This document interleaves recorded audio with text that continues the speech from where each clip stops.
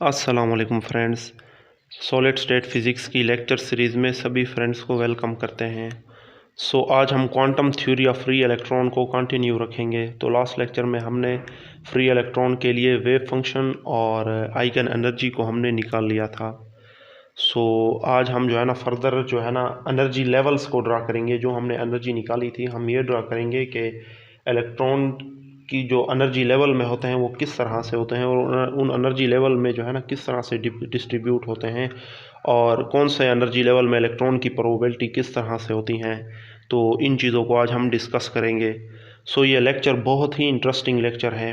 आप किसी भी यूट्यूबर की वीडियोस देख लें तो maybe quantum theory of free electron हर किसी ने एक्सप्लेन की हो, लेकिन जो है ना आज जो मैं आपको जो है ना एक एग्जांपल के साथ जिस तरह बताऊंगा तो ये मेरे ख्याल से किसी भी यूट्यूबर ने अब तक अपलोड नहीं की होगी। तो आप जो है ना कोशिश करें कि इस लेक्चर पे तवज्जो दें। इंशाल्लाह आपको जो है ना quantum theory of free electron 100% clear हो जाएगी इंशाल्लाह। अब हम स्टार्ट कर रहे हैं। आइगन एनर्जी क्या है हमने प्रीवियस लेक्चर में निकाल ली। ई एन वो हमारे पास क्या था, N square H cut square pi square और 2m a स्क्वायर। तो ये एनर्जी क्वांटाइज है, ठीक है, एन इंटीजर पे डिपेंड कर रही है यहाँ पे। तो हम अब जो है ना इसकी एनर्जी लेवल डायग्राम ड्रा करेंगे किसी एटम के लिए, सही है। तो हम ये भी जानेंगे कि ग्राउंड स्टेट की एनर्जी जो है ना सबसे लेस होती हैं और उससे जो बाकी ऊपर वाले हायर स्टेट आती हैं तो उनकी एनर्जी ज़्यादा होती हैं, लेकिन कितनी ज़्यादा होती हैं ग्राउंड स्टेट के मुकाबले में, तो ये तमाम चीज़ें हमें इसी इक्वेशन में से मिल जाती हैं। हम n की बारी बारी वैल्यू चेक करेंगे इस इक्वेशन के अंदर। For n is equal to 1 तो ये पे यहाँ क्या आ जाएगा, E1 is equal to H cut square pi square और 2m a स्क्वायर, ठीक है। n इज इक्वल टू 1 हो जाएगा तो ये टर्म हमारे पास बच जाएगी। Similarly for n is equal to 2 अब हमारे पास ये क्या होगा, E2 इज इक्वल टू 2 का स्क्वायर क्या हो जाएगा 4। n की जगह जब यहाँ पे 2 पुट करेंगे तो ये 4 हो जाएगा। H cut square pi square और 2m a स्क्वायर, यानी कि अब यहाँ पे देखें ये क्या है हमारे पास, यहाँ तक ये क्या है E1 है। E2 जो है ना ये E1 से कितनी ज़्यादा है, ठीक है, स्ट्रेंथ में या ताकत में कितनी ज़्यादा है, तो हम बोल सकते हैं कि 4 टाइम ज़्यादा है। 4 टाइम ये E1 की वैल्यू है ना, तो E2 जो है ना ये 4 टाइम ग्रेटर देन है E1 से। इसी तरीके से n इज इक्वल टू 3 के लिए भी चलें ये चेक कर लेते हैं। तो ये कुछ इस तरह से आएगा 3। तो यहाँ पे 3 पुट करेंगे तो ये कितना आएगा 9 आएगा, है ना। 9 H cut square pi square और 2m a स्क्वायर। तो हम यहाँ से जानते हैं ये क्या है, ये भी E1 है। तो ये जो है ना E3 जो है ना E1 से स्ट्रेंथ में कितनी हायर है, तो ये है 9 टाइम हायर है, ठीक है। ये 4 टाइम E1 से हायर है स्ट्रेंथ में और ये कितने टाइम है 9 टाइम है। तो अब हम यहाँ पे एनर्जी लेवल ड्रॉ करेंगे। ये एनर्जी लेवल डायग्राम है। तो ये for n is equal to 1 के लिए है। इस एनर्जी लेवल को हम लेट्स सी E1 बोल देते हैं। इसके बाद जो E2 होगी ना, E2 वो जो है ना E1 से 4 टाइम ग्रेटर होगी, वो E1 से 4 टाइम ग्रेटर होगी। E2 यहाँ पे आएगा और ये क्या है 4E1। ये जो E2 है E1 के मुकाबले में 4 टाइम ग्रेटर है और ये for n is equal to 2 के लिए हमने देखा था। इसी तरह से E3 के लिए यहाँ आएगा और ये n इज इक्वल टू 3 के लिए यहाँ पे एनर्जी लेवल है और ये E1 से स्ट्रेंथ में कितनी ज़्यादा है 9 टाइम ज़्यादा है और इससे 5 टाइम ज़्यादा है। 9E1 clear. ये हमने एनर्जी लेवल्स यहाँ पे ड्रॉ किए और ये जो एनर्जी हमने निकाली है इसे हम फर्मी एनर्जी भी बोल देते हैं। अब हम ये देखेंगे कि इस एनर्जी लेवल के अंदर कितने इलेक्ट्रॉन की प्रोबेबिलिटी है, इसके अंदर कितनी है और इस एनर्जी लेवल के अंदर इलेक्ट्रॉन की प्रोबेबिलिटी किस तरह से है और कितनी है। तो ये हम कैसे फाइंड आउट कर सकते हैं। इसके लिए हमारे पास एक डिस्ट्रीब्यूशन फंक्शन होता है क्वांटम मैकेनिकली। तो उस डिस्ट्रीब्यूशन फंक्शन का नाम है फर्मी डिराक डिस्ट्रीब्यूशन फंक्शन। सो उसे हम यहाँ पे यूज़ करेंगे और प्रोबेबिलिटी ऑफ इलेक्ट्रॉन को जानेंगे कि कौन से एनर्जी लेवल में जो है ना वो कितनी है इलेक्ट्रॉन की प्रोबेबिलिटी। तो इन चीज़ों को अब हम नेक्स्ट देखेंगे। सो फर्मी लेवल क्या होते हैं? हम किसी भी जो है ना एनर्जी लेवल के अंदर प्रोबेबिलिटी ऑफ इलेक्ट्रॉन अगर फाइंड आउट करना चाहें तो हमें फर्मी लेवल वहाँ पे हम अपनी तरफ से ड्रा कर सकते हैं।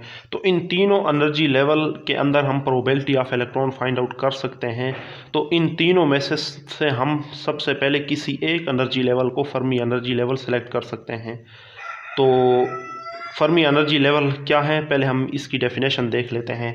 Fermi level is the energy level which has 50% probability of occupation of electron at 0 kelvin, है ना। 0 केल्विन कह दें या एब्सोल्यूट 0 भी कुछ बुक्स में लिखा हुआ है। तो 0 केल्विन टेम्परेचर हमने रखना है। 0 केल्विन पे हमने प्रोबेबिलिटी ऑफ इलेक्ट्रॉन देखनी है किसी भी एनर्जी लेवल के अंदर, है ना।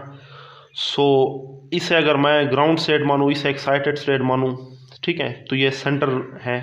तो मैं किसी को भी जो है ना, ज़रूरी नहीं कि मैं इसको फर्मी एनर्जी लेवल मान लूँ या इसको, तो किसी एक एनर्जी लेवल को मैं सेलेक्ट कर सकता हूँ यहाँ पे as a Fermi energy level. और फिर मैं जो है ना किसी भी एनर्जी, यानी कि अगर मैंने इस एनर्जी लेवल को फर्मी एनर्जी लेवल किया तो इस एनर्जी लेवल के अंदर ही मैं जान सकता हूँ कि कितनी प्रोबेबिलिटी ऑफ इलेक्ट्रॉन है। तो वो ऑलवेज 50% होगी। अब आपको डेफिनेशन की समझ आ गई होगी। तो फर्मी एनर्जी लेवल वो एनर्जी लेवल है 0 केल्विन टेम्परेचर पे जहाँ पे 50% इलेक्ट्रॉन मौजूद हैं। तो मैं इसको भी फर्मी एनर्जी लेवल मान सकता हूँ, ठीक है। और फिर इसी एनर्जी लेवल के अंदर भी मैं number of electron find out कर सकता हूँ, ठीक है। या ऐसा भी हो सकता है मैं इसको अगर फर्मी एनर्जी मान लूँ, ठीक है, तो with respect to this Fermi energy level, इस एनर्जी लेवल के अंदर भी मैं नंबर ऑफ़ इलेक्ट्रॉन जान सकता हूँ, प्रोबेबिलिटी जान सकता हूँ, और इसके अंदर भी मैं प्रोबेबिलिटी ऑफ इलेक्ट्रॉन जान सकता हूँ। अगर प्रोबेबिलिटी 1 आए, इसका मतलब ये है कि ये एनर्जी लेवल कम्प्लीटली फिल है, फर्दर इसके अंदर इलेक्ट्रॉन की गुंजाइश नहीं है। तो ग्राउंड स्टेट के लिए ऑलवेज 1 होती हैं, है ना। तो फर्मी एनर्जी लेवल वो है एनर्जी लेवल है कि जिसके रिस्पेक्ट से हम किसी भी दूसरे एनर्जी लेवल के अंदर जो है ना नंबर ये इलेक्ट्रॉन की प्रोबेबिलिटी जान सकते हैं। और फर्मी लेवल के अंदर भी हम जा सकते हैं, लेकिन फर्मी लेवल के अंदर ऑलवेज प्रोबेबिलिटी हाफ होती हैं, यानी उसके अंदर 50% इलेक्ट्रॉन मौजूद होते हैं। सो लेट्स सी, अब स्टार्ट करते हैं। मैं एक एग्जांपल सॉल्व करूँगा, आपको जो है ना इसकी फर्दर समझ आ जाएगी। सो अब कैसे मैं जान सकता हूँ उसका फार्मूला क्या है? तो उसके लिए जो है ना हमारे पास फार्मूला होता है फर्मी डिराक डिस्ट्रीब्यूशन फंक्शन। तो फर्मी डिराक डिस्ट्रीब्यूशन फंक्शन को हम यूज़ कर सकते हैं किसी भी एनर्जी लेवल के अंदर इलेक्ट्रॉन या किसी भी पार्टिकल की प्रोबेबिलिटी फर्मी, है ना। तो ये क्वांटम मैकेनिकली लॉ है। इसके अलावा मैक्सवेल बोल्ट्जमैन डिस्ट्रीब्यूशन फंक्शन भी होता है, बूज आइंस्टाइन भी होता है। तो ये तमाम के तमाम जो है ना ये स्टैटिस्टिकल मैकेनिक्स में हम पढ़ चुके हैं। तो इसका फार्मूला हमारे पास यू होता है F of E, Fermi Dirac distribution function का फार्मूला यू होता है F of E is equal to 1/1 plus E की power E minus E F over K T. यहाँ पे के क्या है? बोल्ट्जमैन कांस्टेंट है, और ये वो एनर्जी है जिस जहाँ पे हम नंबर ऑफ़ इलेक्ट्रॉन मालूम करना चाहते हैं। और ये ई एफ क्या है? फर्मी एनर्जी लेवल है। ये किसी एनर्जी लेवल को भी हम मान सकते हैं, और इसमें नंबर ऑफ़ इलेक्ट्रॉन जो है ना ऑलवेज प्रोबेबिलिटी 50% ही आएगी। तो इस इक्वेशन को हमने प्रूफ किया हुआ है, मैं आपको डिस्क्रिप्शन में लिंक दे दूंगा। स्टैटिस्टिकल मैकेनिक्स का ये टॉपिक है, वहाँ पे जो है ना इसे स्टेप वाइज जो है ना इस फार्मूले को प्रूफ किया हुआ है। अब हम इस फार्मूले को यूज़ करके इन तीनों एनर्जी लेवल के अंदर हम क्या करेंगे? इलेक्ट्रॉन की प्रोबेबिलिटी फाइंड आउट करेंगे। सो मैं अपनी तरफ से जो है ना इस एनर्जी लेवल को मैं फर्मी एनर्जी मान लेता हूँ ई एफ, इस एनर्जी को। अब मैं इस एनर्जी लेवल के अंदर भी नंबर ऑफ़ इलेक्ट्रॉन की प्रोबेबिलिटी फाइंड आउट कर सकता हूँ, ठीक है, विद रिस्पेक्ट टू दिस करूँगा, है ना। इसके अंदर भी फाइंड आउट कर सकता हूँ, और इस एनर्जी लेवल के अंदर भी फाइंड आउट कर सकता हूँ, है ना। कैसे करूँगा? इस फार्मूले को यूज़ करके। सो फॉर ई वन को देखेंगे, इसको मैंने फर्मी एनर्जी माना है। अब इसके अंदर मैं इलेक्ट्रॉन की प्रोबेबिलिटी चेक करूँगा फॉर ई1, ठीक है। ई1 क्या है? यहाँ पे ई1 के लिए मैं चेक कर रहा हूँ, और इसके अंदर क्या है? इसके अंदर क्या है? ई1 जो है ना फर्मी एनर्जी लेवल के रिस्पेक्ट से देखना है हमने। तो ई1 क्या है? लेस है ई एफ से, ठीक है, ये जो एनर्जी लेवल है ना ये फर्मी एनर्जी से लेस हैं। तो यहाँ पे अब जो है ना इलेक्ट्रॉन की प्रोबेबिलिटी क्या होगी अब ये देखेंगे। तो यहाँ पे एफ ऑफ E1 लगा दें, E1 की हम फाइंड आउट करना चाहते हैं इस इक्वेशन के अंदर, इज इक्वल टू 1/1 प्लस, ठीक है।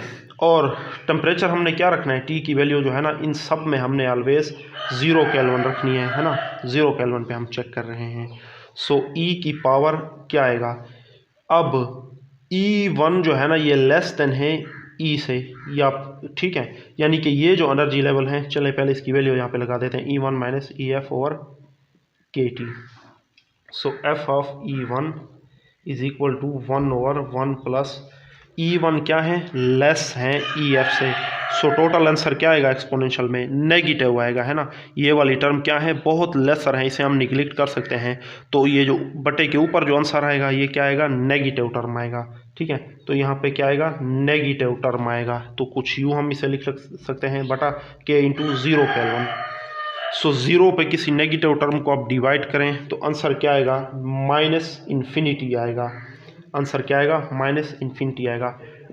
F of E1 is equal to 1/1 plus E की पावर -इन्फिनिटी, और फर्दर इसे सॉल्व करें तो 1/1 प्लस 1/E की power infinity.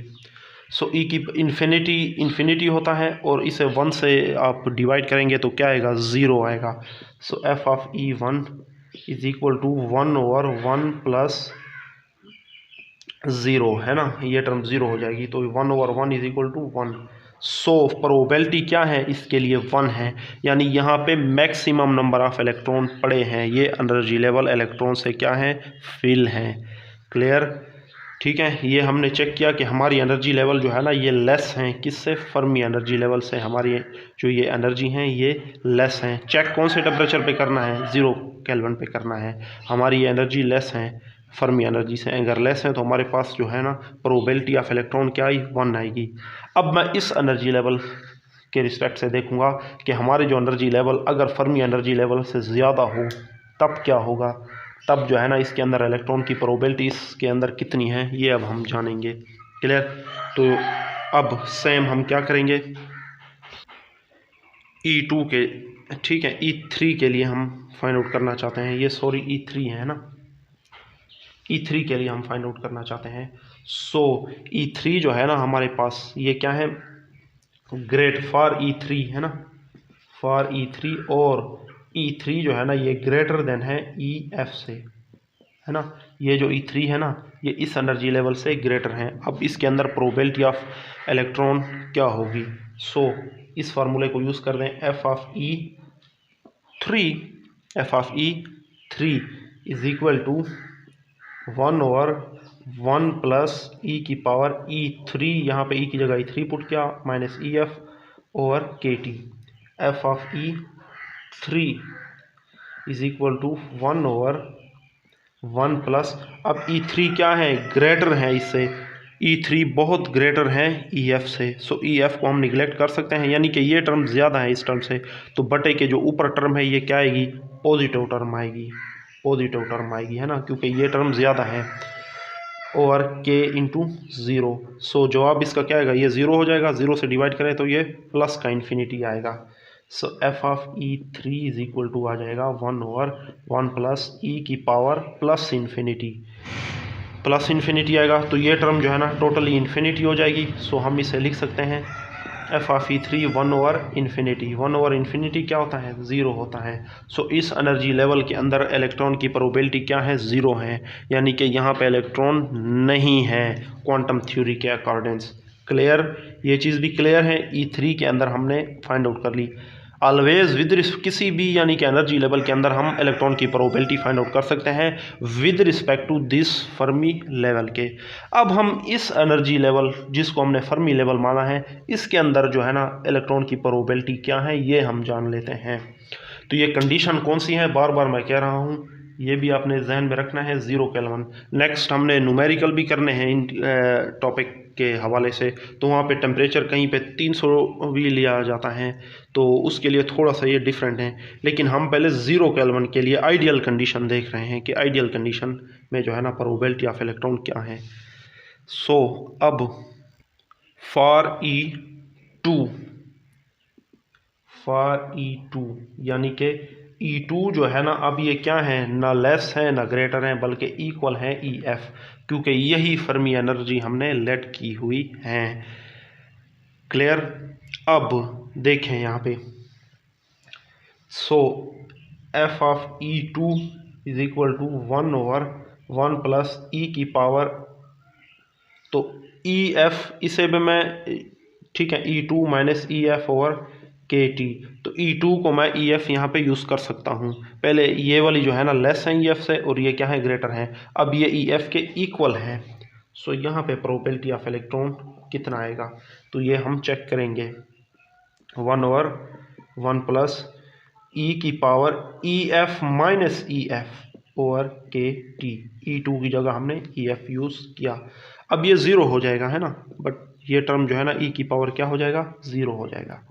So F of E2 is equal to 1/1 plus ये टर्म क्या आ जाएगा, ई की पावर ज़ीरो, ई की पावर ज़ीरो, ई की पावर क्या है, ज़ीरो है, यहाँ पे नज़र आ रहा है ना आपको। अच्छा, और नीचे टी भी ज़ीरो है, यानी ई की पावर ज़ीरो, तो ई की पावर ज़ीरो क्या होता है हमारे पास, 1 होता है। So 1/1 plus 1, F of E2 is equal to 1/2। So यहाँ पे इलेक्ट्रॉन की प्रोबेबिलिटी क्या है, 1/2 है। यही तो डेफिनेशन है कि फर्मी एनर्जी लेवल वो एनर्जी लेवल है जहाँ पे इलेक्ट्रॉन की प्रोबेबिलिटी 1/2 हो, या फिर क्या हो, 50% हो। सो तो ये था आज का हमारा लेक्चर, जहाँ पे आपने जान लिया कि एनर्जी लेवल जो है ना, क्वांटम थ्योरी के अकॉर्डिंग जो मेटल के अंदर एनर्जी लेवल हमने किस तरह से ड्रा करने हैं। इस तरह से आप E4 E5 के लिए भी कर सकते हैं। सो ये तो बेसिक कंसेप्ट था इसका। तो हम यानी कि इसके अलावा अगर हम इसे अगर फर्मी एनर्जी मान रहे हैं तो E4 के लिए मैं किस तरह फाइंड करा सकता हूँ, तो आप सोच रहे होंगे कि वो भी ज़ीरो ही आएगा, E5 भी ज़ीरो आएगा, तो ऐसा नहीं होता। ये तो एक बेसिक कंसेप्ट मैंने दिया 3 एनर्जी लेवल के लिए, है ना, तो ये बेसिक कंसेप्ट है इसका। तो न्यूमेरिकल के अंदर आपके लिए आपको वैल्यूज़ दी हुई होंगी कि फर्मी एनर्जी लेवल से आपकी एनर्जी लेवल कितनी ज़्यादा है, यानी वहाँ पर आपको E3 की वैल्यू कुछ दी हुई होगी, तो उस लिहाज से आपने चेक करना है, यानी कि बेसिक कंसेप्ट यही रखना है। सो वहाँ पे आपके पास वैल्यूज़ होगी। हम तो यहाँ पे अंदाजे से देख रहे हैं ना कि ये पॉजिटिव टर्म है या ज़ीरो है या नेगेटिव टर्म है। सो तो जब हम न्यूमेरिकल भी इसके हवाले से करेंगे डिफरेंट टेम्परेचर पे 0 केल्विन के अलावा भी, तो कोई भी अगर आपको डाउट है तो आप कमेंट में बताएं। तब तक के लिए अल्लाह हाफिज़।